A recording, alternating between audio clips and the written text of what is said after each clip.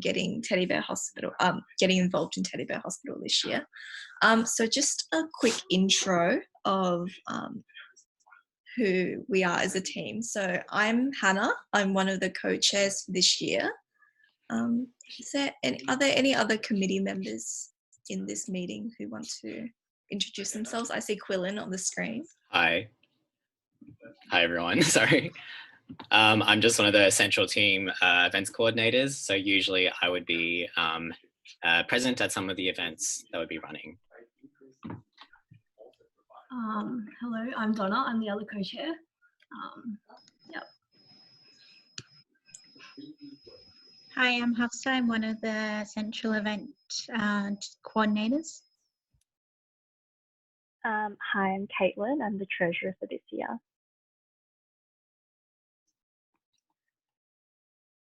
Tim, do you want to intro yourself? Yeah, I'm Tim, the secretary of Teddy Bear Hospital this year. Are there any other members? Okay, cool.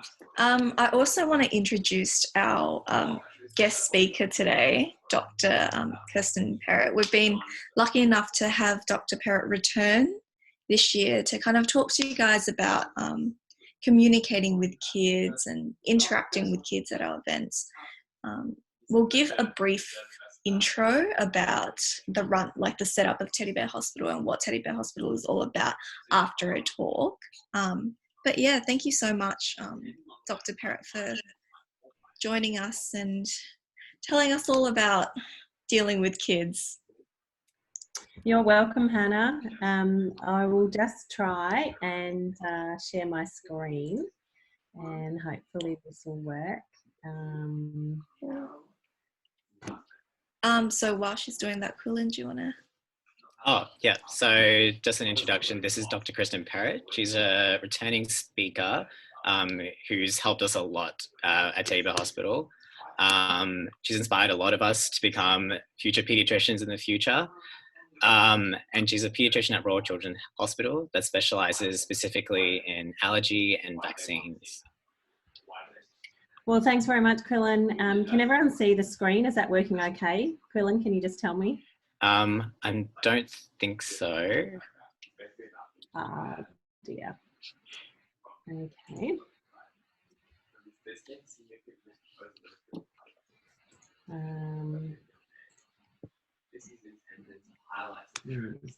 We practiced this. It's yeah. Tends to be a bit temperamental, I think. Oh dear. What can you see at the moment? I think it's just I can just see your face at the moment.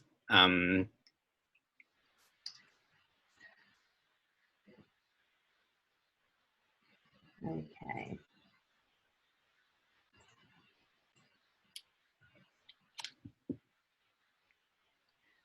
So have you managed to click the share screen? Yes. Okay, yeah, now it's started the screen share. Awesome, thank you very much. Okay, are you seeing the full slide? No, I'm just seeing the presentation. Oh, now I'm seeing the presentation. Are you seeing it now? Yep, you've got it in presenter mode. Sorry? You've got it in presenter view at the moment, is that right? No, it shouldn't be in presenter mode. Gosh, I'm sorry, everyone.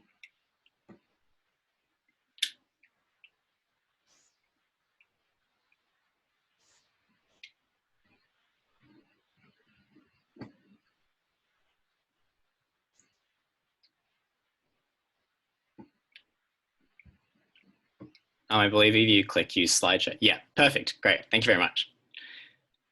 Right, you can see it now? Yeah, we can. Okay, awesome. Fantastic. I'm so sorry, everyone. So here I am sitting in my bedroom while the kids are trying to be quiet. So hopefully everyone can hear all right and see the slides. And we'll talk you through briefly just about communication with children, and then talk about my career journey and how I've come to be a clinician scientist working as a paediatrician at the Royal Children's Hospital and a researcher in allergy. My journey is just one journey, but hopefully it will inspire some of you to just take the most of the opportunities and some fun along the way. So let's get started. Can someone tell me if the slide's moving?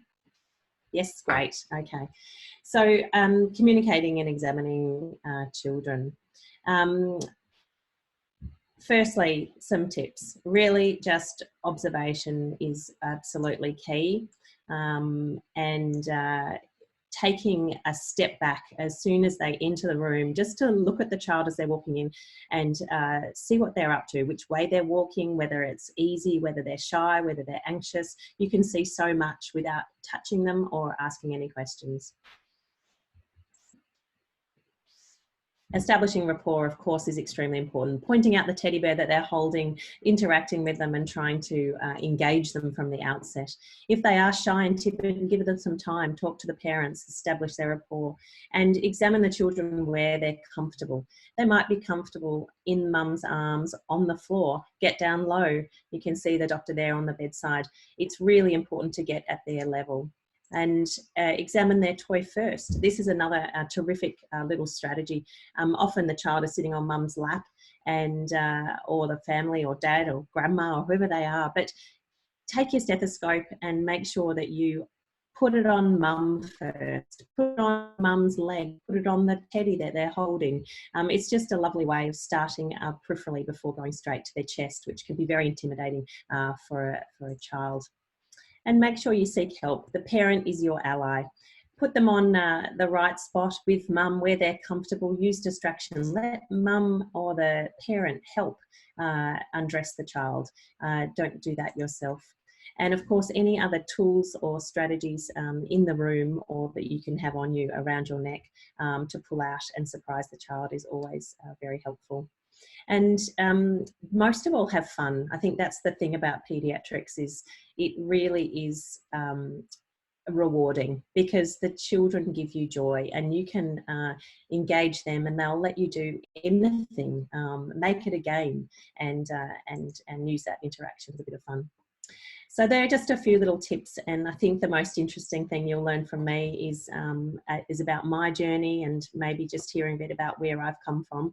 I'm not sure if you guys are actually in the hospitals at all at the moment under this lockdown, but I really do hope that you get the opportunity to come to the Children's Hospital and have some fun and see what potential lies ahead as a paediatrician interacting with kids.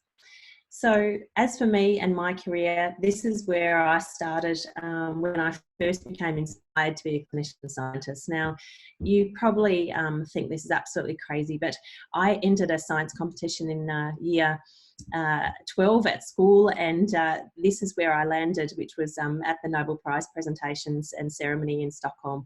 And I never thought that would be possible, and it really inspired me. I was about to start as a medical, and from that moment on, listening to the Nobel Prize laureates and hearing about their stories and where they came from and the discoveries they'd made and the excitement they got from learning something for the first time really just inspired me to not only be a clinician but to be a scientist as well, and to explore that option. But being becoming a clinician scientist is really not that simple. And this is the tricky bit, is how to navigate that journey. And this is just some of the things you might have to think about. Undergraduate training, specialist training, research higher degrees. You really do need a degree which gives you a pathway to being a clinician scientist. Funding issues. It's very tempting when you go through med school to think about the highest paid salaries and specialties. But believe me, this is not the most important thing. You don't want to be 10, 15 years out and bored because of your chosen lucrative specialty. I think it really is important to choose something that you love and that you can be stimulated by. So think about that. But of course, research salaries are not fabulous, and the funding issues are not that easy. But believe me, a bit of tenacity, there are lots of options out there, and philanthropy is one way as well. overseas experience. When is the right time to go? When should I do a fellowship? When should I do my PhD? Where should I do it? These are questions you will no doubt have to fit in at some point.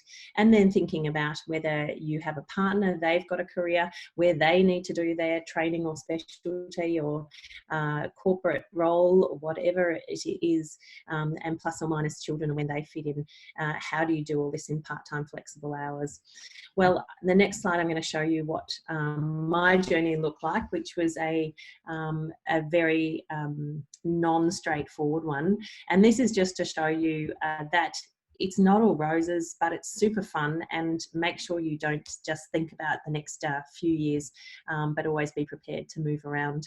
So I finished high school in '93, shows my age there, and then I had some journeying with lots of trips and children, and here I am, and I'll take you through this step by step. So my journey began as paediatric training after med school in 2001, and I started paediatric training after an internship at the Alfred, and this is the old children's hospital, which is non-existent anymore. Many of you may have seen the beautiful new buildings that we have, but that's where I started and knew every little bit of rabbit warren that it was. I set off after a year of doing paediatrics to Mongolia. I really felt like I needed a break and to do something different. So I went with the Australian Youth Ambassadors for Development program to work in the developing world, to do a project to try and help the Mongolian paediatricians to upskill in some basic medical conditions. Back then, the Russians had pulled out. It was a very poor country and there was very little education or training. So we really went back to the basics, thinking about how to treat pneumonia, not to heparinize everyone when you couldn't actually measure someone's coagulation profile and there were children, you know, bleeding from the brain. Thinking about basic vaccination and making sure the children had good vaccination programs. They had whole hospitals for tuberculosis and measles, and numerous issues that had to be addressed right from the beginning. And that was just super fun. Beautiful people and beautiful countryside, but it really opened my eyes to the developing world and my love for infectious diseases and prevention through population health measures. And that's what stimulated me to think about how could I work in that sort of area to make a difference, not just to the individual, but to the population. So I came back and finished my paediatric basic training, which, as you may know, involves doing your specialist exams. And then soon after that, headed away again, and this time really following my husband in a corporate role to the UK.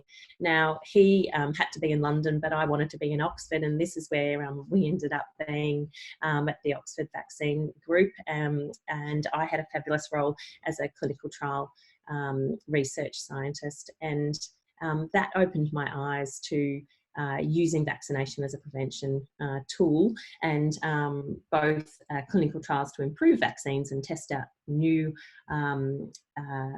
vaccines or new schedules to prevent infectious disease. And I was lucky enough to work on meningococcal disease, and that was when the first meningococcal C vaccine came in, and I enjoyed it so much I ended up doing my PhD in meningococcal disease and the persistence of immunity and how we could in booster immune responses, which is why you all got the meningococcal C booster in high school, and now meningococcal ACYW, which is great to broaden it out against more strains.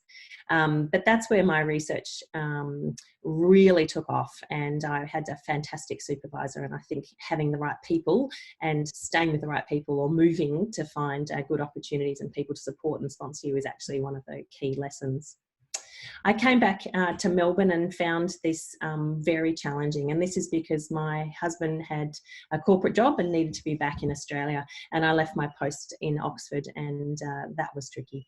I also had a couple of children by then, having had twins halfway through the PhD, and that was quite a juggle. But I really was determined to finish the PhD, finish my training, and I was lucky enough to get a fellowship following that. And that took me many years, working part-time, and I just want to reassure you that you can have a family, you can work part-time, and you can continue on your specialist journey. I had another opportunity after my PhD to work at Stanford, and again that came about through the need for my husband to move to the US, to Silicon Valley, for an opportunity. So there are opportunities to follow your partner, and you can both do good things, but just ask around, find those opportunities, and make the most of them. But at that stage, I was doing my postdoc in maternal vaccination trials. And as you can imagine, immunising pregnant women is extremely challenging, because you're not only asking them to vaccinate themselves, but to potentially expose their unborn child. And if you're asking them to trial an experimental vaccine, this is even more difficult.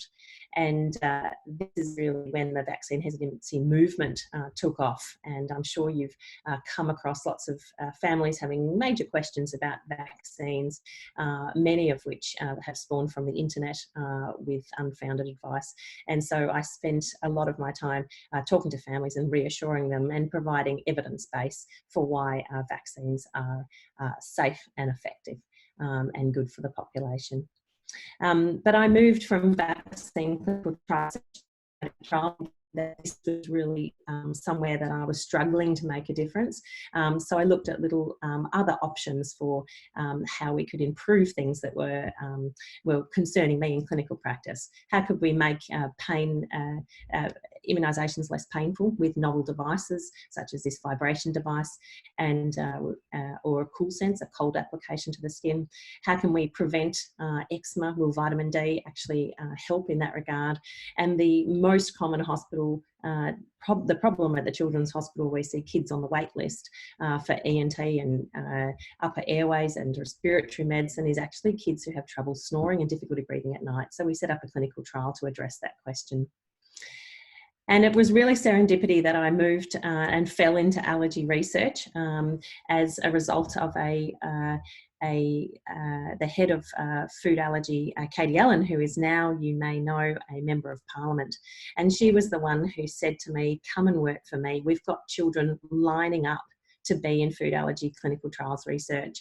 And for me, that was so tempting, because as an allergist, I worked clinically looking after children with food allergy and vaccine allergy. And I worked as an immunisation specialist, but I needed something more, because working in vaccine clinical trials was really hard to enrol pregnant women, hard to enrol families, to enrol their children, whereas we had children lining up, families lining up, desperate to be involved in food allergy clinical trials.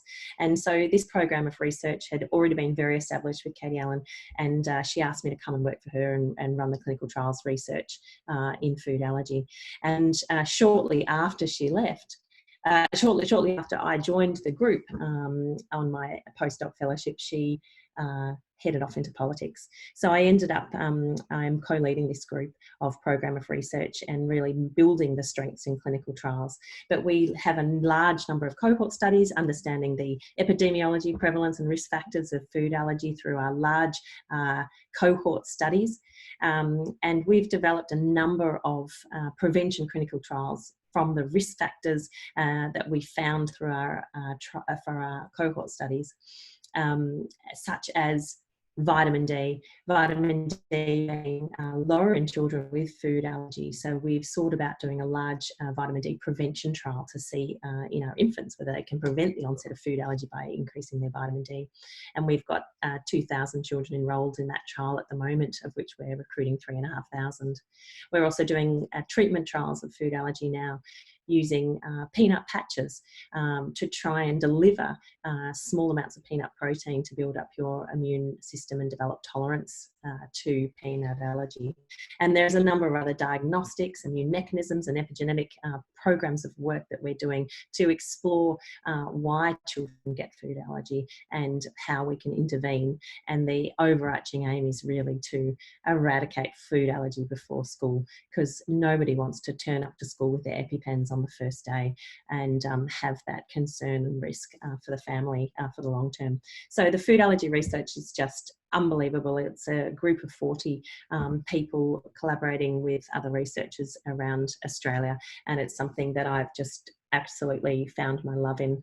And this is just to complete off the picture to show you that there has been ups, there's been flat bits, there's been lots of children and lots of moving around, but it really has been a fantastic experience and journey, and I feel very privileged that I've had the opportunity to do so many diverse things. So little take-home points from you is that really there's never a right time to go overseas to start a family. Be open to opportunities when they arise and seek them out if they're not coming to you. Be courageous. It pretty is scary to start something new. It's scary to change career directions, even from vaccine allergy research, to leave all that knowledge and expertise behind and move into food allergy. These things are hard, but follow your heart, follow passion, and don't be afraid to change track. Make sure you surround yourself with good mentors. You may need multiple mentors for different parts of your life. You may need someone who's going to help you on your career track journey. You might need someone completely different to support you through that. Make sure you have peer mentors, people going through the same thing as you at the same time.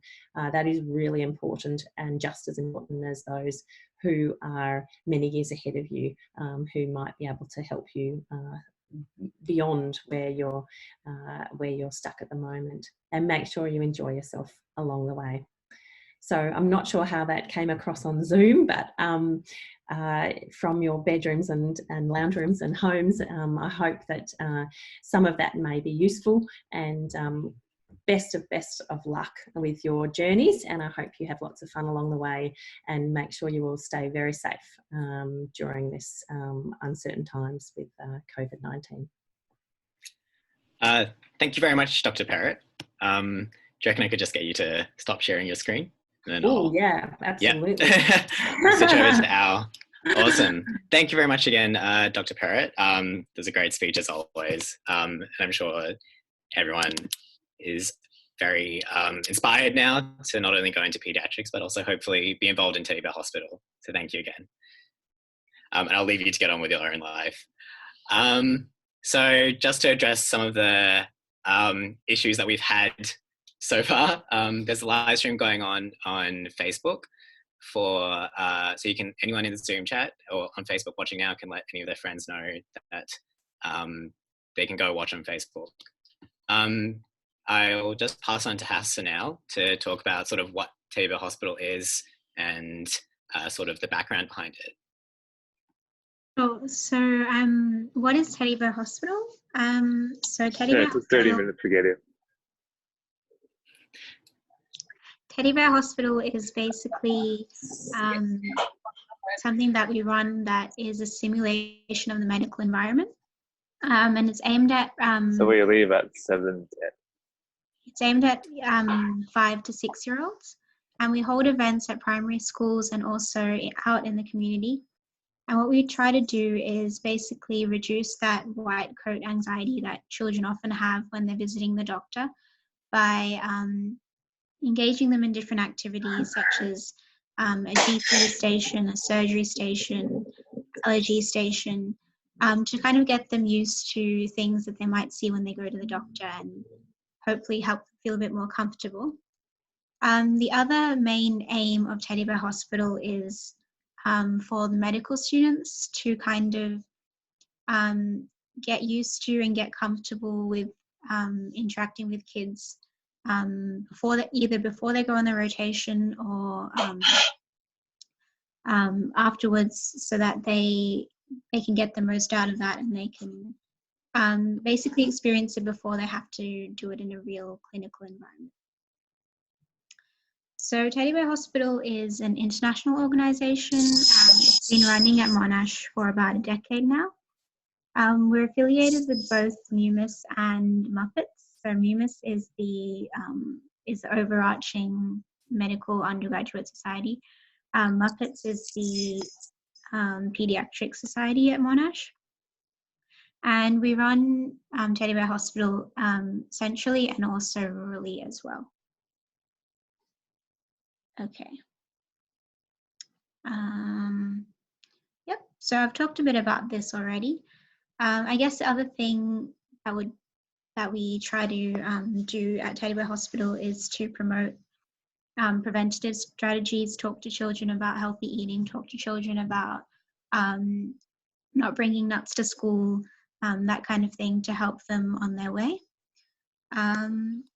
And also talked about the clinical and communication skills as well. Right. Awesome. Thanks, Hafsa. So again, for anyone who forgot, my name is Quillen. I'm one of the event central coordinators. And I'm just going to sort of talk to you a little bit about how the events are usually run and what happens on the day. So usually your central team member. Hey, I'm the first year. Hey, sorry. If anyone's like not in the committee, do you reckon you could just mute your microphone just so that we don't get random things happening? But so again, with the event timeline, you sort of get there 30 minutes before you start to set up. Your coordinator will sort of talk to you about how the event will go. You're going to be introduced to your kids. So you'll be in groups of 2 med students per like a group of about 8 children. And there'll be about 8 stations with about 7 to 12 minutes for each station. These stations range from things talking about asthma or just healthy eating, all the way up to things like surgery. Finally, all the children will be brought back and you'll run an ambulance station, which we run by your coordinator who's running the event, and there'll be a pack up and thank you.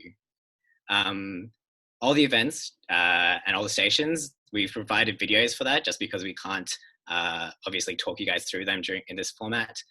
But we'd really appreciate it if you guys went and watched those videos before coming to the events on the day. So just for tips for communicating with children, Dr. Perrott already went through some of these, such as don't talk down to them. Try to keep your stuff simple. So even if you're describing something like asthma, don't go through the whole massive pathophysiology of asthma. Just sort of keep it simple. It's a sort of airway disease and stuff like that. You want to laugh with children, don't laugh at the children, even if they're saying something stupid. You want to laugh with the children, if that makes more sense. We also don't want you guys undermining your colleagues. So even if maybe someone else says something stupid, you don't want to be laughing at the other medical students. Also, as Dr. Perrott said, you want to maybe get down onto the level physically. And obviously we don't want you guys yelling at the kids, even if they can get a bit frustrating sometimes. Some tips for how to deal with your kids. So the setup of like the whole day is generally made so that you'll be following the group of 8 children. So you'll sort of build a bit of rapport. And by the end of the day, you might be a little bit more friendly with them and be able to, I guess, deal with maybe the more difficult children better by the end of the day. Coping with maybe a loud child. So maybe a kid who maybe always has like an anecdote for every little thing that you bring up. You might want to just say, hey, we can discuss that later. Or you might say, why don't we give someone else a turn to share? Again, we've got videos online about how to deal with kids like this that we'd really suggest you watch.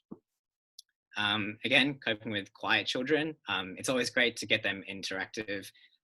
So you can maybe try and involve them, and if they still feel too nervous, another way that you can do that, all the kids will have teddy bears with them, and you can instead ask to interact with the teddy bear first. So maybe you say like, oh, maybe does the teddy bear want to do this? And then you can move on to asking whether the kid wants to try out. So as I mentioned before, we've got a YouTube channel that sort of goes through all different stations that will appear on the day. And I'll just pass it off to Hannah or Donna to sort of close up.